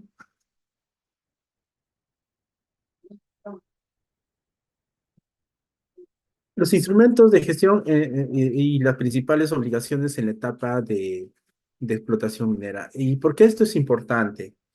Eh, Quienes están trabajando y tienen esa posibilidad de entrar también al sector minero, y les digo desde una voz del otro lado del sector, dentro del sector, es que los departamentos de asuntos ambientales tienen esa divinidad dentro del esquema organizacional de las industrias, la mayoría, ¿no? O sea, pero hay, salvo algunas entidades, algunas empresas que tienen estándares organizacionales, altos estándares internacionales, que le dan ese interés al sector ambiente. Pero en la mayoría de las empresas, el sector ambiente, pues es un área que depende de la gerencia de operaciones. Y como depende de la gerencia de operaciones ambientales, eh, prácticamente son la última rueda del coche, ¿no? Y hay una debilidad en ese proceso. Entonces, esta parte es importante. ¿Por qué? Porque ya hay una regulación, una legislación que existe y al titular minero, al representante legal, es diferentes disposiciones que deben cumplirla.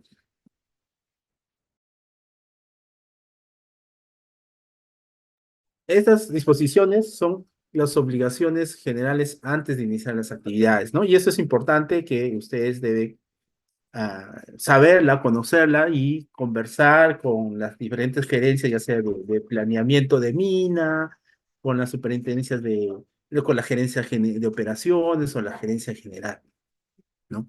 Entonces, el marco legal establece que se debe contar con un estudio ambiental aprobado, se debe contar con las licencias, los permisos y autorizaciones que son requeridos de acuerdo con la naturaleza, ¿no? De cada exigencia y la localización de las actividades que se van a desarrollar, el derecho de usar el terreno superficial correspondiente al área a intervenir y obtener el inicio de las actividades, es decir, la licencia de inicio de actividades por parte del Ministerio de Energía y Minas para la mediana minería o de la DREM para la pequeña y minería artesanal.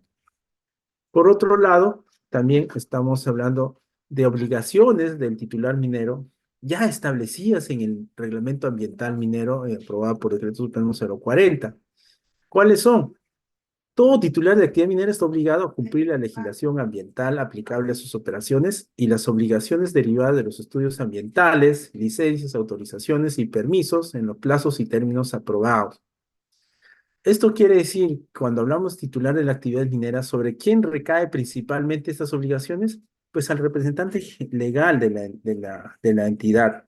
Ojo, esto es importante porque he visto a varios colegas que tienen problemas legales actualmente con las fiscalías de materia ambiental.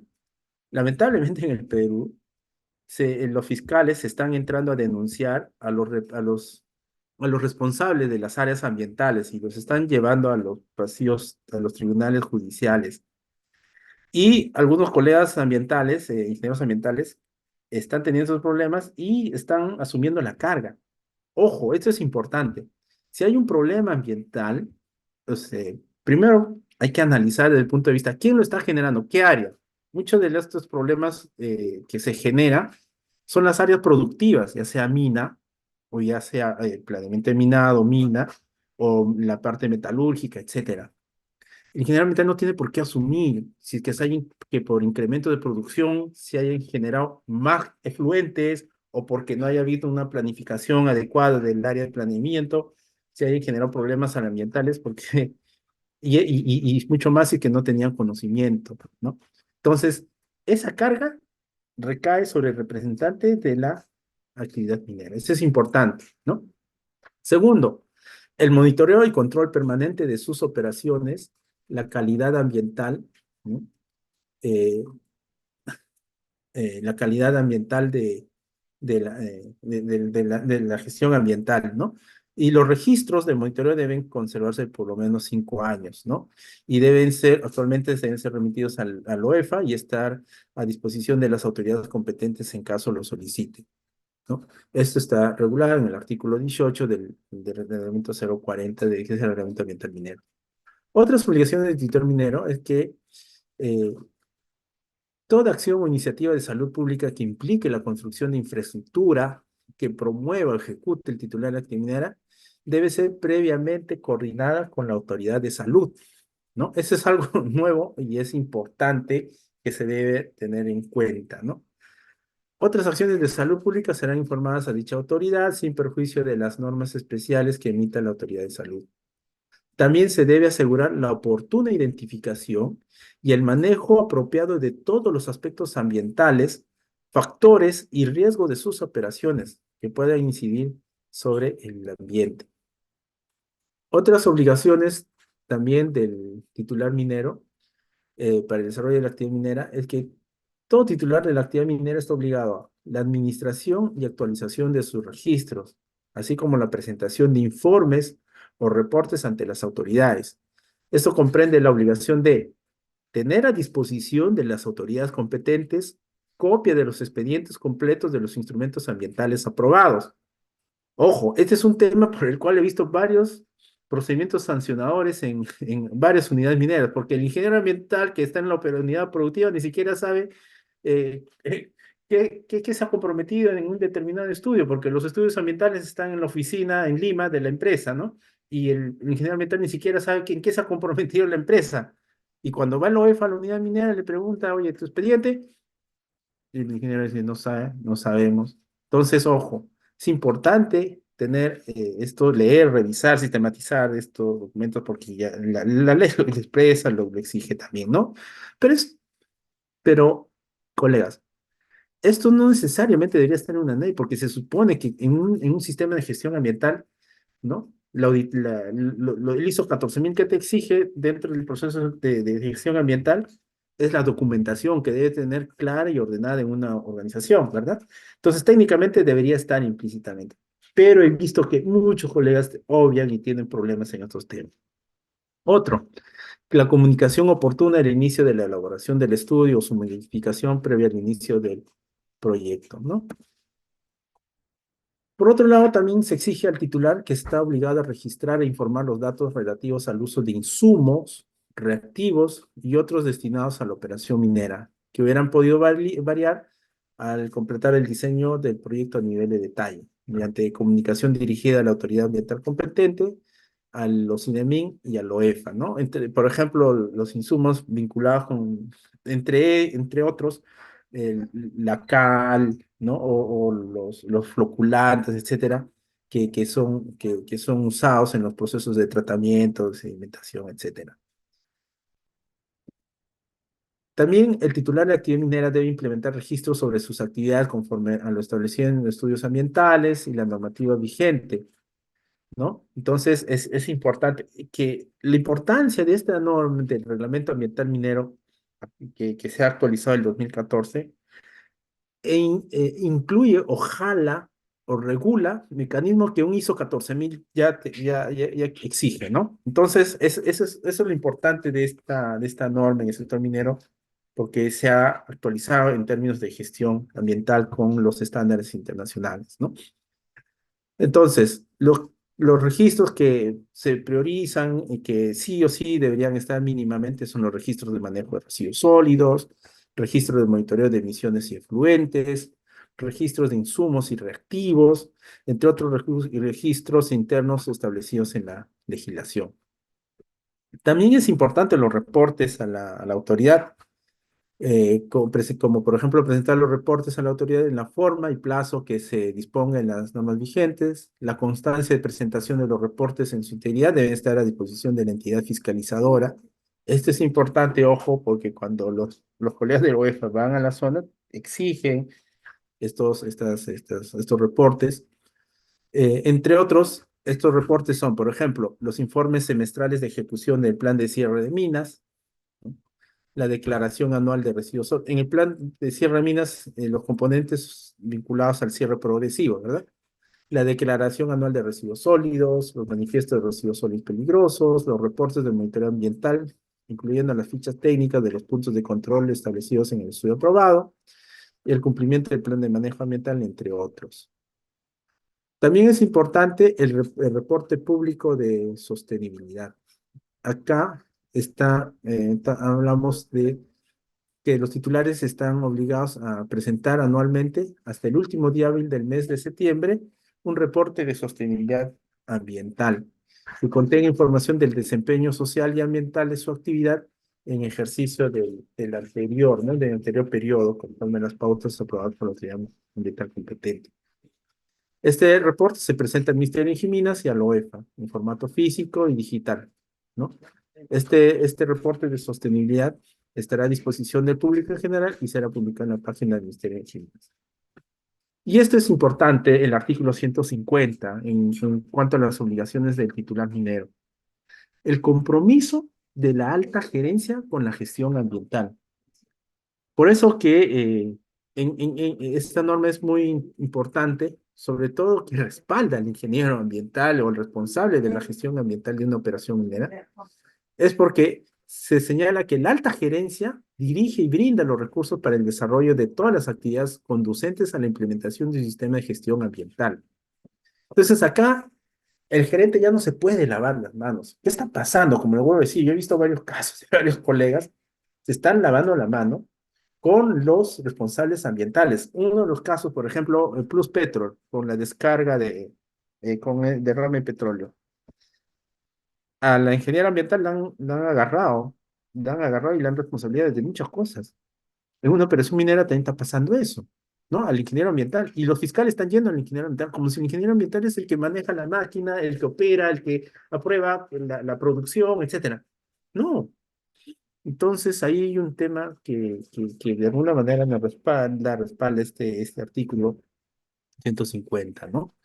Y también la alta gerencia es responsable, ¿no? Y debe promover las mejores prácticas en la industria minera, tales como compromiso en el cumplimiento de las obligaciones ambientales, la integración de la gestión del ambiente a todas las funciones de las empresas, la motivación hacia los trabajadores en el esfuerzo de cumplir con los estándares y normas ambientales, asumir la responsabilidad por la gestión ambiental de la empresa, brindando los recursos económicos necesarios. Entonces acá ya es importante, oye, he visto, ¿no? Oye, queremos mejorar la planta de tratamiento y dicen, no, no hay presupuesto. Ah, ok. Mandan su correo y dicen, oye, en apelación a tal artículo hemos solicitado, hemos hecho tal cosa y ya es su responsabilidad, ¿no? Si que no se actualiza, no se moderniza la planta. Pero la ley te respalda, ¿no? El artículo 150. Y la implementación de las mejoras necesarias de acuerdo a la naturaleza y magnitud de las operaciones y su relación con su entorno ambiental. Nuevamente mi sugerencia. Como ingenieros ambientales, no asuma responsabilidades que las originan otras áreas. Eso es importante. Y formulen sus descargos inmediatamente. Que en el peor de los casos, Dios no quiera que pase, nos pase a ustedes, sucede un accidente ambiental, una emergencia ambiental, el fiscal va a ir directo al responsable ambiental. Y el responsable ambiental, si no está preparado, pues va a terminar asumiendo todo y eso no es justo, ¿no? Eso es lo que está pasando. Son temas que también supongo que ya más colegiadamente se va a tener que ver en otros ámbitos, ¿no? Por otro lado, la política ambiental del titular minero señala la norma que la gerencia del titular minero debe establecer la política ambiental para la unidad minera y es responsable de su implementación y el desarrollo, donde debe asegurar qué cosa, que sea esta política ambiental apropiada a la naturaleza y a la magnitud de sus operaciones y relacionada con su entorno ambiental. Incluya un compromiso de interiorizar el principio de prevención y de mejora continua. Incluya compromiso de cumplimiento de requisitos establecidos en los instrumentos de gestión ambiental de la operación. Esté actualizada y en continua implementación. Sea comunicada a todos los trabajadores con la intención de que ellos estén conscientes de sus obligaciones en materia ambiental. Esté disponible para todos los que estén involucrados en las actividades mineras. Sea visible para todos los trabajadores, así como para los visitantes, ¿no? Y que debe ser revisada periódicamente para que se actualice, ¿no? Y se aplique apropiadamente en la operación minera.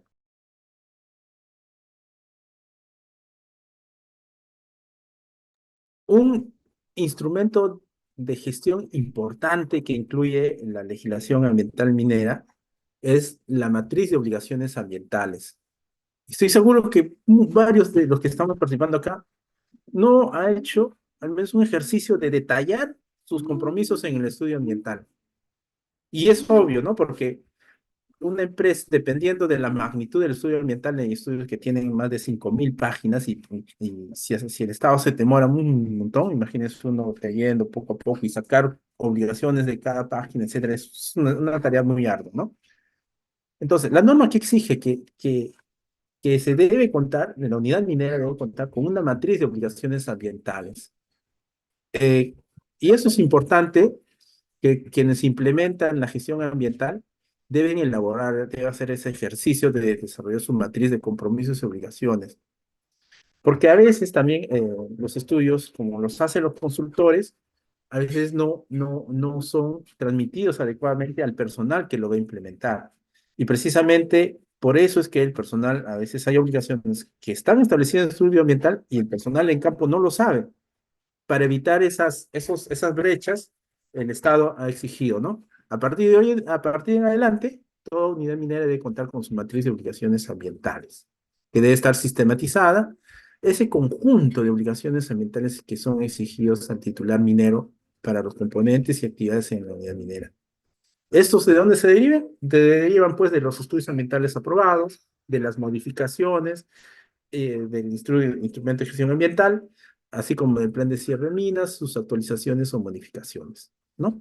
Acá un esquema nos detalla los instrumentos de gestión ambiental, estudios de impacto ambiental en general, ¿no? Plan de cierre, sus modificatorias, deben ser sistematizadas a través de una matriz de obligaciones para la gestión interna del título minero y además, como está regulado, es de fiscalización. Ojo, el OEFA puede llegar a la operación y les puede exigir una matriz.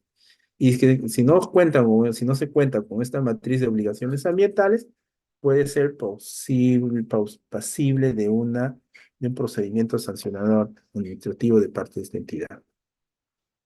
No, ojo, estamos, bueno, modestamente, pasa esto, pasa, ¿no? También la capacitación permanente para la gestión ambiental, es decir, los titulares mineros deben elaborar un programa anual de capacitación a sus trabajadores con la finalidad de asegurar que todos interioricen la política ambiental de la organización y cumplan las obligaciones ambientales para la unidad minera. La capacitación debe ser permanente en temas ambientales o de gestión ambiental y de manera particular todo responsable del área o supervisor de la gestión ambiental en los distintos frentes de trabajo, componentes de la operación, ya sean trabajadores directos de título minero o miembros de las empresas contratistas, deberán haber sido capacitados en los siguientes temas. Primero, marco legal ambiental, vinculado con la actividad minera, obviamente, los objetivos ambientales y principales obligaciones ambientales que son obligados a la actividad minera o la unidad minera, las obligaciones ambientales específicas que deben ser cumplidas en el área bajo su responsabilidad, el plan de contingencias en función de los riesgos de cada área o componente.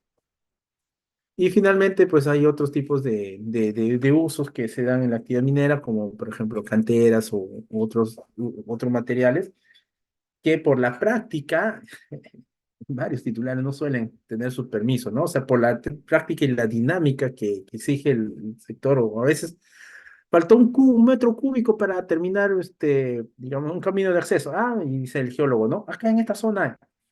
Entonces, van a la zona, extraen el material y están haciendo uso de un recurso natural, ojo. Y eso, se necesita un permiso.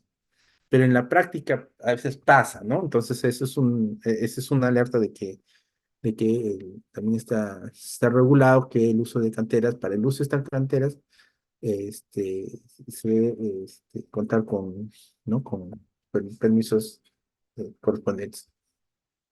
Labor de confirmación de reservas. El titular minero puede desarrollar labores de confirmación de reservas, así como instalaciones auxiliares, piques, etc., como parte del estudio ambiental.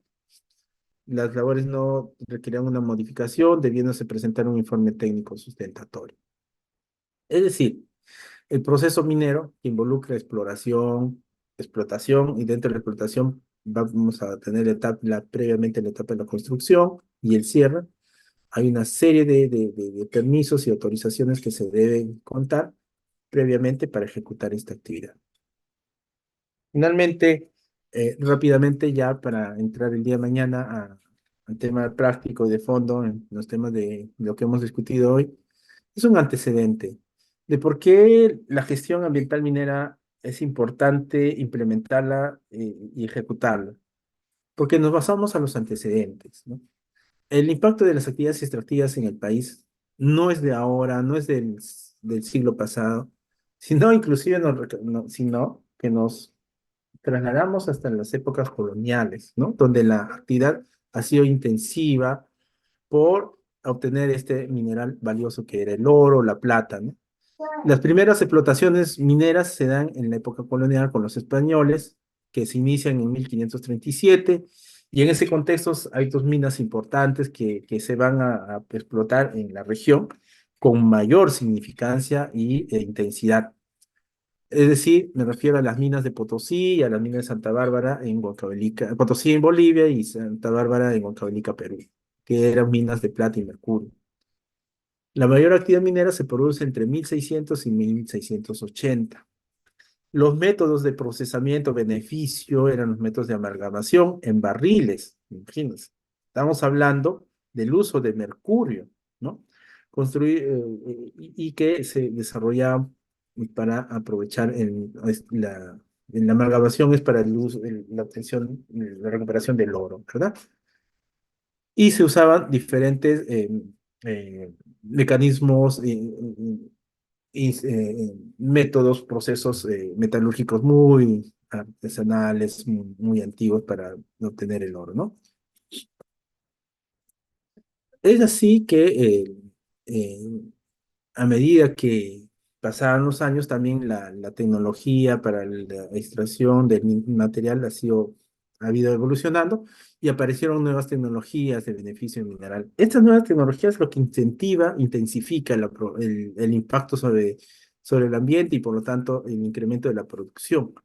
A medida que se incrementa la explotación, las técnicas de explotación se incrementan los impactos en los cuerpos de agua y la salud humana. Por eso que un gran porcentaje eh, eh, de fallecidos en las labores mineras eran los naturales, ¿no? Las poblaciones indígenas, aborígenes, en estas labores mineras.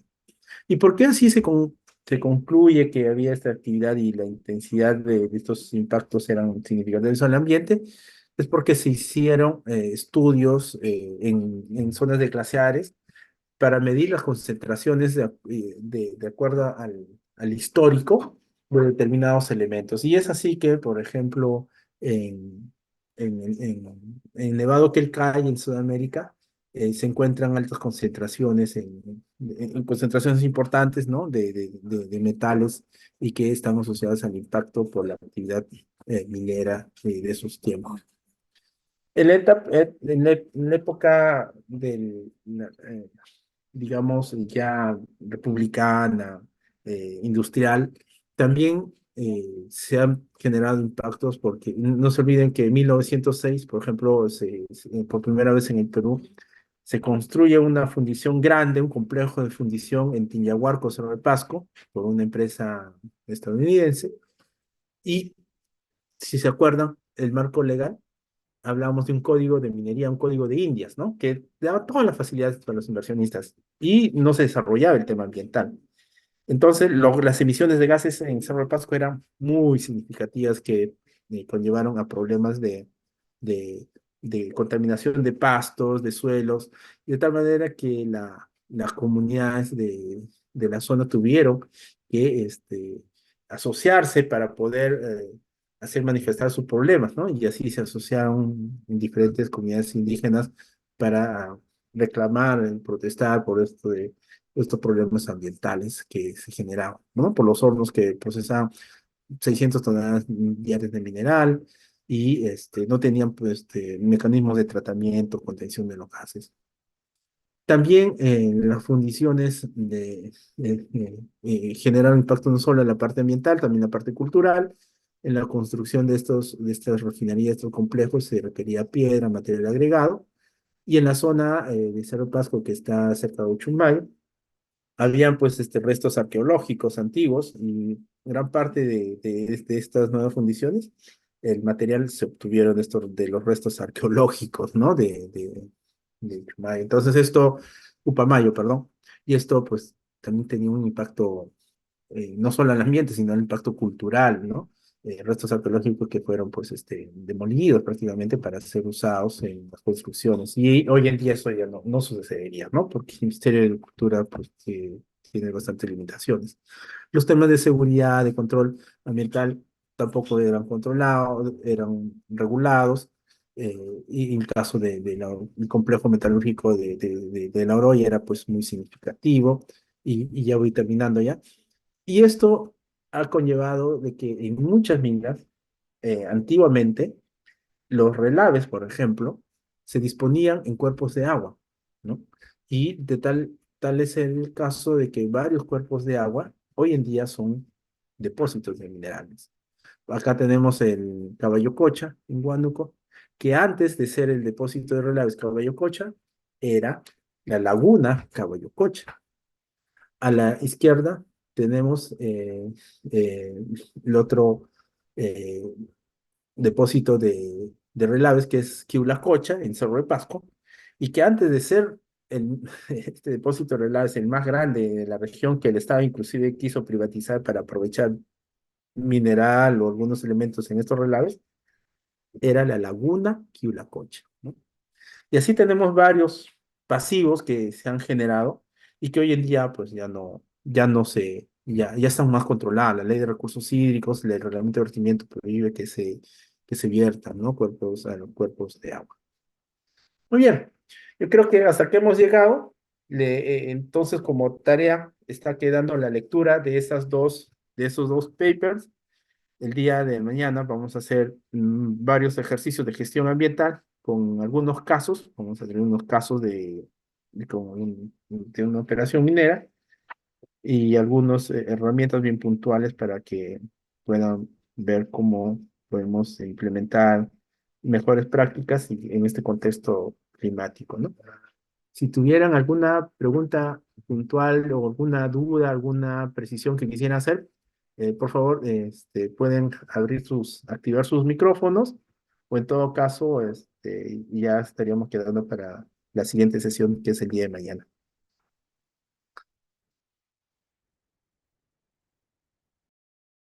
Buenas noches, adelante.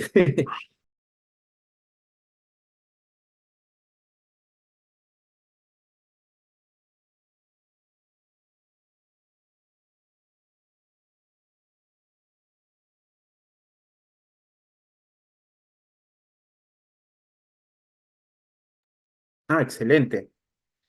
A ver, cuando hablamos, las aplicaciones de la inteligencia ambiental hoy en día son bien amplias, ¿no? Bien amplias. Eh, por ejemplo, en la sistematización, ¿no? Que nos ayude, por ejemplo, en la gestión ambiental, hace un momento decíamos que los compromisos en una operación minera, a lo largo de la vida de la operación minera, estamos hablando, pues hay operaciones que son 10, 20, 30 años. Entonces, en 30 años se pueden aprobar diferentes estudios. Por ejemplo, las bambas, minera Las Bambas. No tiene a ver, en 2014 empezó a operar, ya, 10 años, ¿no? Ya, este año va a cumplir 10 años Minera Las Bambas, desde que inició sus operaciones.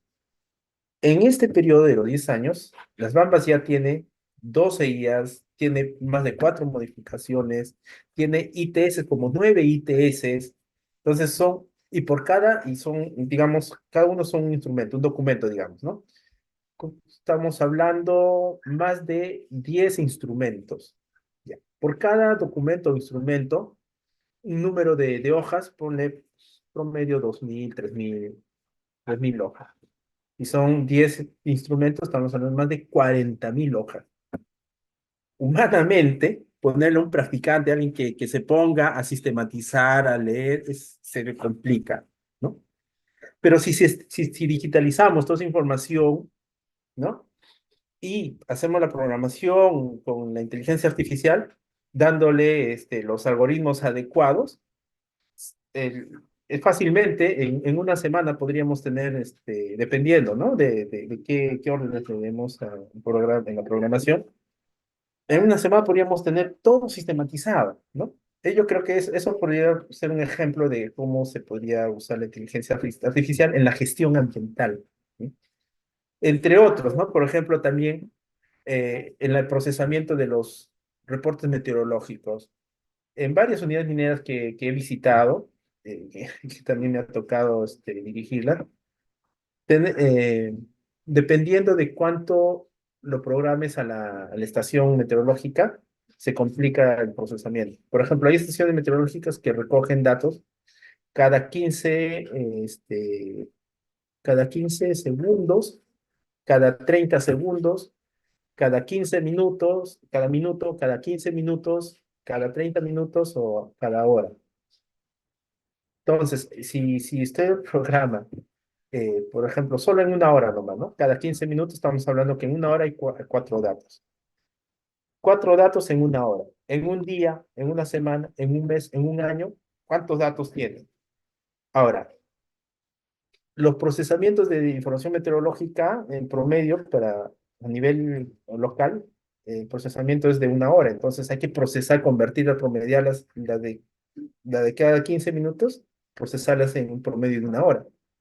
Entonces hacerlo esto manualmente toma bastante trabajo, pero si lo procesamos, lo programamos con la inteligencia, se reduce y sería mucho más rápido en los reportes, los informes meteorológicos. Y en minas se usan bastante la información meteorológica, por ejemplo, cuando hablamos con el tema de seguridad, para dar alertas de tornado alertas de, por ejemplo, altos índices de radiación solar para protección del personal, se lanzan alertas. Por ejemplo, a las 11 a las 12 si se incrementa la radiación solar que pasan sobre el índice de 10 es un nivel muy alto, entonces al personal hay que ponerlo en la sombra, darle todos sus implementos, su kit, etcétera, quienes van a trabajar expuestos al sol. Entonces, se puede sistematizar, etcétera. No, yo creo que hoy en día esta herramienta es muy importante que se puede dar mucha aplicación en la gestión ambiental de la actividad minera. No sé si con eso podía atender la pregunta.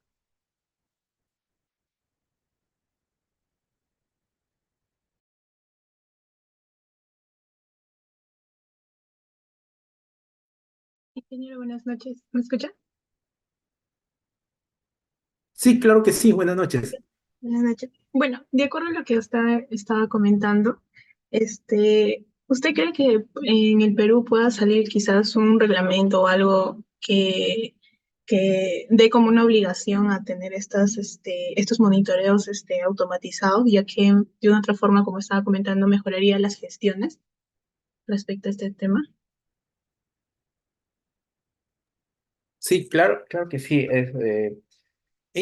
Ya se usa, ya se requiere en algunas, o sea, el marco es general, eso dice monitoreo permanente en las guías. Mm, mm, Justo cuando estuve en el ministerio trabajamos en algunos de estos reglamentos, pusimos en la norma, pero también, ojo, que el monitoreo, si tiene un sustento técnico y hay esa contundencia, el titular minero la tiene que hacer. Y antes de que se publicara el decreto supremo 014 que exige monitoreo permanente, ¿no? Eh, Nosotros mm, ya exigíamos algunos proyectos el monitoreo en tiempo real. La norma también exigía un caso bien interesante era en complejo metalúrgico de La Oroya. En La Oroya se implementó el monitoreo en tiempo real para evaluar el riesgo ambiental a la población y así también con el monitoreo en tiempo real lanzar los estados de alerta, que es otro instrumento de gestión ambiental para la calidad del aire, que lo tienen otros países, México, Chile, ¿no? Cuando los niveles de contaminación son altos, el estado lanza unas alertas, ¿verdad? Y esas alertas de contaminación te dice, si es muy alto, hay medio, bajo, medio, alto. De acuerdo a esos tres niveles, hay diferentes acciones, ¿no? La primera es que los niños se les limita actividades al a campo abierto, las ventanas en las casas, si es más fuerte hay que meterlos a las casas, cerrar las ventanas, o sea, cubrirse de la contaminación externa, ¿no? De acuerdo a la magnitud. Esos son los niveles de estado de alerta. En el caso de Noroya, se recogió esa experiencia y se implementó. Pero para implementar eso, se tenía que tener un monitoreo en tiempo real. De tal manera que la media móvil, si la media móvil indicaba que los niveles de dióxido de azufre estaban superando la media móvil para los estados de alerta, inmediatamente se tenía que activar, ¿no? Con una suerte de alarma, mensajes, y la población tenía que cubrirse. Se exigió y se desarrolló en el caso de La Oroya. 5 estaciones alrededor del complejo tenían monitoreo en tiempo real. Después, otro caso que me ha tocado ver es en un proyecto Quellaveco, en una segunda modificación de Quellaveco, le exigimos monitoreo en tiempo real de la calidad de los parámetros físico-químicos del agua. Y prácticamente esto ya se hizo como que común en varios colegas empezaron también a pedir a varias mineras. Como Autoridad Nacional del Agua, cuando estuve en Lana, implementamos un proyecto de monitorear en tiempo real las cuencas, que es la mejor solución para la vigilancia, sobre todo aguas abajo de las operaciones mineras, porque el Estado tiene capacidad de respuesta y tomar muestras en el momento. Entonces, como estaba, también se hizo. Entonces, en conclusión, actualmente ya hay experiencia, ya hay antecedentes que sí se exigen a las empresas y que lo único que hay que hacer es sustentarlas, justificarlas bien técnicamente y el marco sí te respalda, ¿no? Además, por ejemplo, la Autoridad Nacional del Agua hoy en día está exigiendo el monitoreo permanente o continuo del uso y el vertimiento del agua, por ejemplo, ¿no? Entonces, y en algunos, por ejemplo, en la mina donde yo estuve, nos exigieron poner un sistema de monitoreo continuo en tiempo real, prácticamente, ¿no? También ahí quería precisarle, y tal vez mañana, aprovechando la respuesta, hay un aplicativo Davis Instrument, que es la empresa que vende estaciones meteorológicas.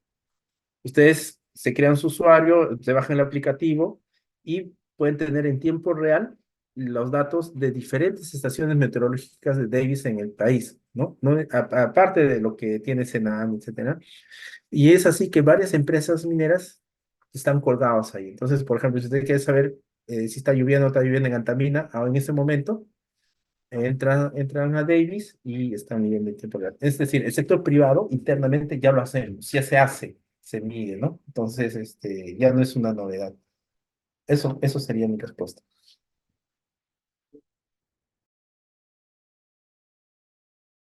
Muchas gracias, ingeniero.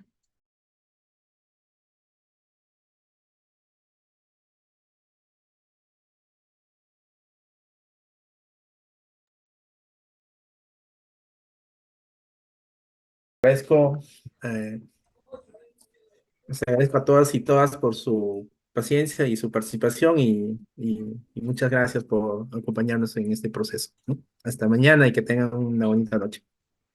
Ah, no se olviden de leer las publicaciones, por favor.